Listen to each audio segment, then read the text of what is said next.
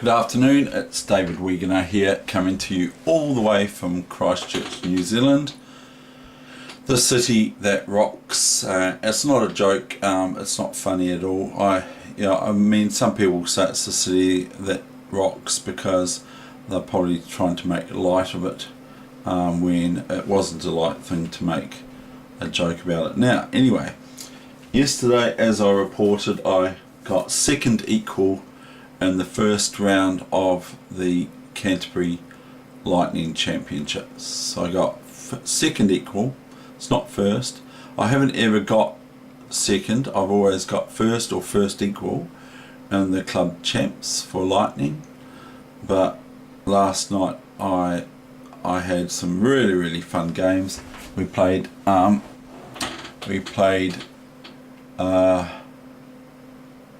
many games did we play altogether? We played 7 and then we played 5, so we played 12 altogether. That's right, 2 odd numbers equal a even number. Anyway, so here we've got a problem that occurred.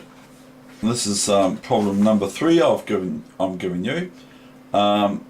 This occurred, it's white to move, between Benko and Robbie with R-O-B-E-Y. New York, 1963. The what is it called now? Decade that I was born in. So it's notorious. But anyway, 1963. So this is the decade I was born in. New York, 1963. White has had a cold shower ready for his opponent. Now, I'm not going to try to pronounce what the answer says about it, but the Deutsch Schlag Zeitung or Tung put it a cold shower with 2 powerful jets of water as the Deutsch Schlag Zeitung or Zeitung put it. Right, now, so first of all, I'm going to look you in the eye like a poker player and say, can you see what white can do? And it involves I won't even say, I will just say, can you see what white's best move here is? That soon makes black resign.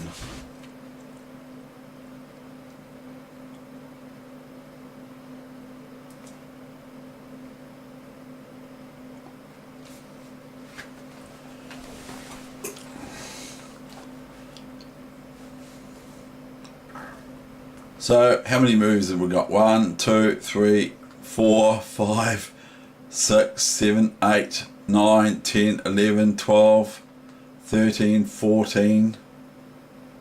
That about does the queen. Oh, did I count 15? We'll just say 15, I think. 16 maybe, I might not have counted that.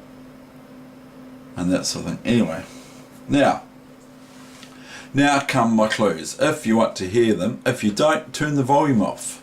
Now my clues are, if the queen wasn't there, and it was, say, if this black queen wasn't here, then white has a easy win of a rook with queen b3 check. So if here, then frankly put, and this is from Tessner Miles' book, It's Your Move, which is a very good book, and you're not meant to move the pieces around like Naughty David's doing. So if this queen was here and it's white to move, white has queen b3 check, and also at the same time attacking the rook. Now the rook cannot be defended, or the rook can't move to d5, the rook can move there. And then we've got queen takes rook, check again, and then black has to move their king, because if they don't, and if they move their queen in the way, white merely has queen takes knight on c6, which is defended by the queen. But that isn't the position in that hand.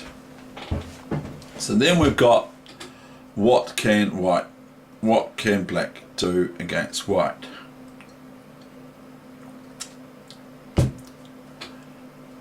What can white do against black? Okay, sorry.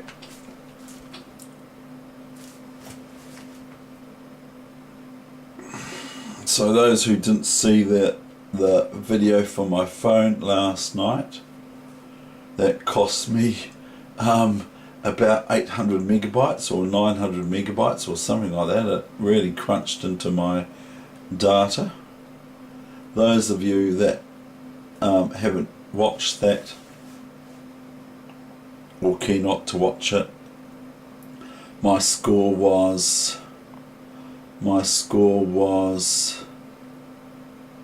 8 out of 12 in total. That counts the preliminary round of two groups of equal sort of players in both groups, the preliminary round and the final with 6 players in it, each one playing a game each with each other, alternate colours. But we got something wrong with the colours yesterday, but anyway, so white plays this devastating move. Okay, this is the answer to the problem without causing too much grief. Now, you can see that knight takes d4 is no good because of queen d7 taking the queen. Rook takes knight is no good because of pawn c3 takes d4. So white is 2 points up, sort of thing. And we're at the same time we're threatening this queen check. Now there's only one try here for black, and that's f5, okay, to attack this rook, and then that situation's no good. If white goes queen check now, then black merely goes king over or something, and then queen takes rook, and queen takes rook after check, queen takes rook, and then black's got e4 winning for not winning, but just sort of not exactly great. And then if that happens, this is the case. Okay, so after f5, if queen b3, let's say king goes here, then after this, now see what's happening. The knight can't move, so the knight's pinned because of the queen would be on pre. If this knight moves, queen's on pre c, the big red area, and there's no saving grace for white short of playing knight takes and hoping to everything out there that they play queen takes c6, because then white has queen d8 check, queen e8 back, queen e8 takes e8 checkmate. But that's just dream material. Obviously after knight c6, black plays queen d1, and thereby the game is all over, in my opinion. Okay, so that's no good. So what does white do? White plays knight takes knight. This is the new main line because this actually occurred. Pawn takes rook, queen check. Now obviously, not always obvious, but if queen d8, then knight d8, and wins big material. So black plays king to f7, only move because the other moves don't work, and then we've got knight takes e5 check, forking the queen with check to the king at the same time. So the queen can't take the knight, as I've explained, because if it's a check in this, no, I'm sorry, I'm just speaking out of turn. The queen can sometimes take the knight and check, but in this case they can't, because they're in the attacking line of the knight as well, and the queen can't move like a knight. It can move like a bishop and a rook and a pawn and a king, but it can't move like a knight. So the knight has that wee advantage over those big masterpieces. So this is knight takes check, and that's the end of that session basically. So that's just a wee little snippet for you to have a look at today, and I hope you enjoy it. Okay, thank you very much, and that must be the shortest one I've done yet. I might do another one later on. Thank you.